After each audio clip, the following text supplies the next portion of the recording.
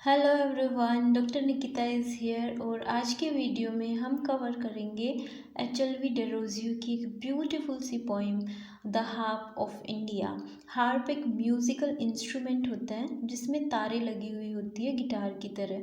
तो सबसे पहले हम पोइम के बारे में समझते हैं कि पोइम है ये 14 लाइन की सोनेट है जो कि 2 पार्ट्स में डिवाइडेड है, जिसमें जो फर्स्ट पार्ट है उसमें हेनरी डेरोजियो ने इंडिया का जो ग्लोरियस पास्ट था जो कि डिस्ट्रॉय हो चुका है उसके बारे में उस पर दुख प्रकट किया है।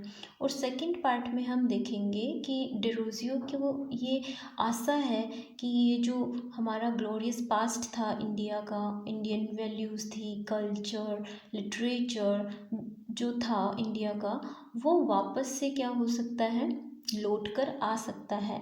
ठीक है, तो शुरू करते हैं। हमारी जो पोइम है वो why hangest thou lonely on yon withered bough. जो दाउ यूज़ हुआ है वो यूज़ हुआ है यू के लिए। ये एक आर्केक वर्ड है जो ओल्ड इंग्लिश में यू के लिए यूज़ किया जाता था। वाई हैंगेस्ट दाउ यानी हैंग यानी होता है लटकना, कि तुम क्यों लटके हुए हो। लोनली मीन्स अकेले। ऑन यॉन विदर्ड बो, विदर्ड यानी होता है मुरझाई हुई, बो यानी होती है टहनी, कि तुम क्यों इस मुरझाई हुई टहनी पर अकेले लटके हुए हो। अनस्ट्रंग फॉर एवर यानी तुम्हें हमेशा के लिए क्या कर दिया गया है, तोड़ दिया गया है। फॉर एवर यानी हमेशा के लिए तोड़ दिया गया है। मस्ट दाउ दर रिमेन यानी कि तुम्हें यहीं पर रहना होगा। रिमेन यानी क्या होता है, रहना, तुम्हें यहीं पर रहना होगा। दाई म्यूजिक वॉज वन स्वीट, कि तुम्हारा जो दाई भी किसके लिए यूज़ हुआ है, यू के लिए यूज़ हुआ है। ये भी एक आर्केक वर्ड है जिसको आज हम यू बोलते हैं। वही पहले दाई और दाऊ के सेंस में यूज़ किया जाता था। दाई म्यूज़िक वंस वॉज स्वीट, कि जो तुम्हारा म्यूज़िक है वो पहले स्वीट हुआ करता था, मधुर हुआ करता था। हु हियर्स इट नाउ यानी कि अब इस जो तुम्हारा म्यूज़िक है अब उसको कौन सुनता है। Hear why does the breeze sigh over thee in vain. Why ये डज है, DOTH है, ये डज है। Why does the breeze sigh over thee भी यहाँ पर यू के लिए यूज़ हुआ है।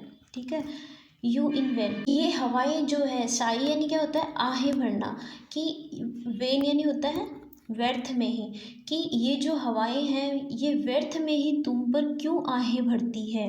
Silence has bound thee with her fatal chain, कि जो साइलेंस है ये हैज़, जिसको आज हम हैज़ लिखते हैं वही HATH लिखा जाता था। साइलेंस हैज़ बाउंड दी, जो साइलेंस है उसने तुम्हें बाउंड कर दिया है या बांध दिया है।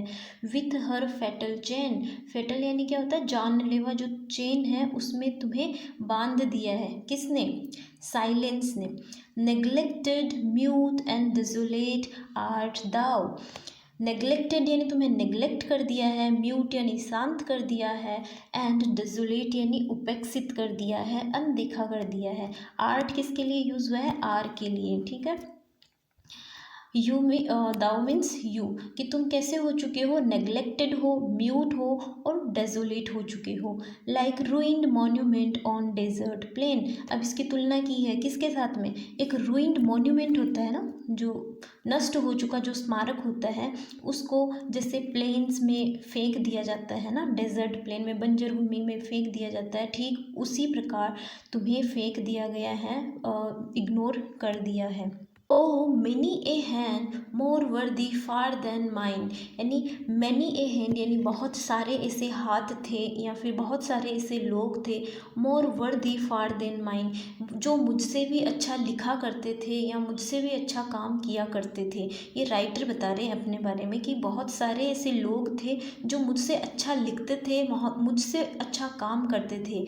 Once thy harmonious chords to sweetness give, यानी जो तुम्हारी हारमोनियस जो धुन थी, मधुर धुन थी, वो पहले क्या दिया करती थी, स्वीटनेस प्रदान करती थी, है ना। And many Wraith for them did fame and wine, और क्या करती थी, रेथ यानी क्या होती है, मालाएं, फेम यानी प्रसिद्धि, यानी और उनके लिए प्रसिद्धि ने क्या की है, मालाएं बुनी है या बनाई है। Of flowers still blooming on the minstrel grave, और आज भी क्या है, जो फ्लावर्स हैं वो उनकी जो ग्रेव है उस पर क्या करते हैं, ब्लूम करते हैं ना, खिलते हैं। आज भी उनकी जो ग्रेव है उस पर फ्लावर्स हैं वो खिलते हैं।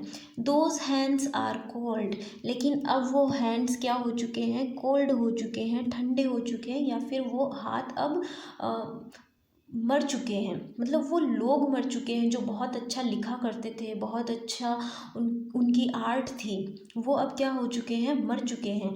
But if Dai notes divine, but यानी लेकिन, इफ़ दाई नोट्स डिवाइन, लेकिन जो तुम्हारा कार्य है, नोट्स यानी क्या होते हैं, जो तुम्हारा कार्य है, जो तुम्हारी आर्ट है, लिटरेचर है, वो अगर डिवाइन है, तुमने बहुत अच्छा लिखा है, बहुत अच्छा कार्य किया है, may be by mortal wakened once again, अगर तुम्हारा कार्य बहुत अच्छा है तो तुम क्या कर सकते हो, फिर से वो कल्चर, वो लिटरेचर, वो आर्ट, उनको वापस से रिवाइव कर सकते हो अगर तुम्हारा कार्य अच्छा है तो। हार्प ऑफ माई कंट्री, यानी जो मेरे देश की जो वीणा है, हार्प है, let me strike the strain, मुझे मौका दो, मुझे फिर से मौका दो कि मैं फिर से जो इंडियन कल्चर है, आर्ट है, लिटरेचर है, उसको रिवाइव कर सकूं, मुझे ऐसा मौका दो। आई होप आपको ये जो पोइट्री है ये समझ में आई होगी। और अब थोड़ा सा हम जो राइटर हैं उसके बारे में पढ़ लेते हैं, HLV डेरोजियो के बारे में।